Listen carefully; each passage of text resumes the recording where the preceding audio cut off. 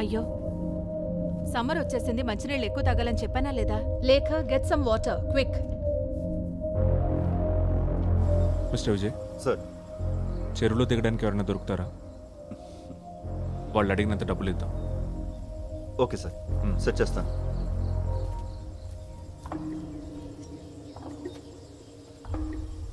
చెరువులే ఉంది సార్. ఏం ఉండకూడదని ఆశిద్దాం. మంచినీళ్ళు తాగు, యుల్ ఫీల్ బెటర్.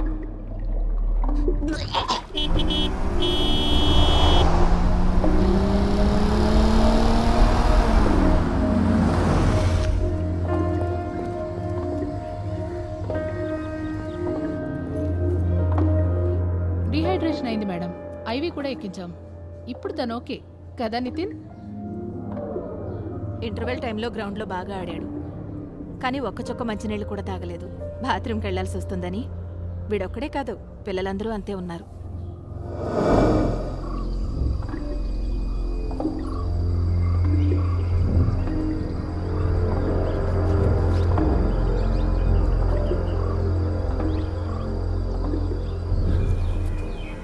శోభన, ఓయ్ శోభన, నీకు ఈ విషయం తెలుసా? పోలీసులు ఒక పెద్ద దోపిడీ దొంగను తీసుకుని మన ఊరు చెరువు దగ్గరికి వచ్చారు. అతను కిలోల కొద్దీ బంగారం నగలు చెరువులో దాచిపెట్టాడని చెప్పుకుంటున్నారు.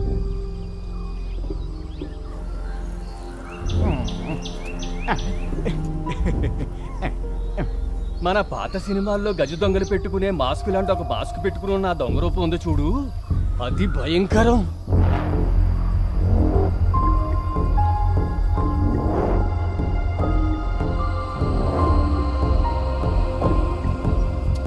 ఇదిగో నేను ఇటు నుంచి ఎత్తుకుతాను, నువ్వు అటు నుంచి చూడు. సర్లే, దొంగ బాగా పెరిగిపోయింది, చూసుకొని దిగు.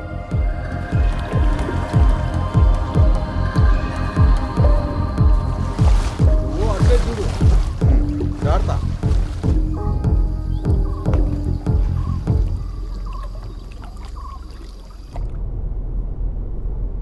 ఏంటి నితిన్?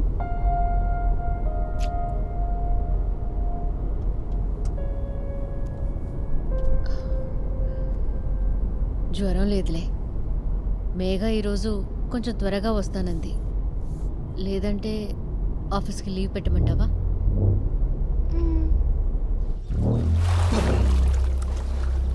సరే ఉంటానైతే. ఏం జరుగుతుంది సార్? తెలీదు.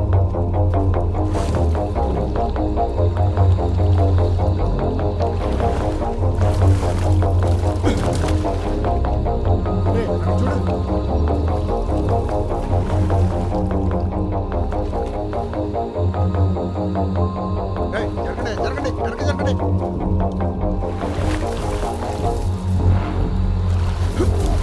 అరే వెళ్ళండి, వెనక్కి వెళ్ళండి.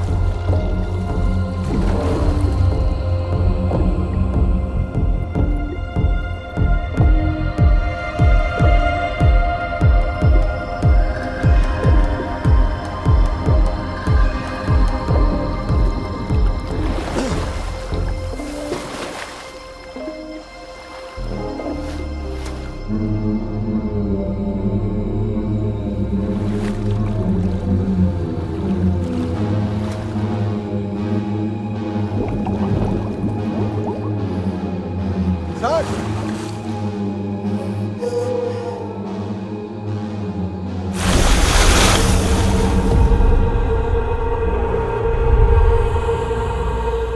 మిగిలింది అడుగుతుంది.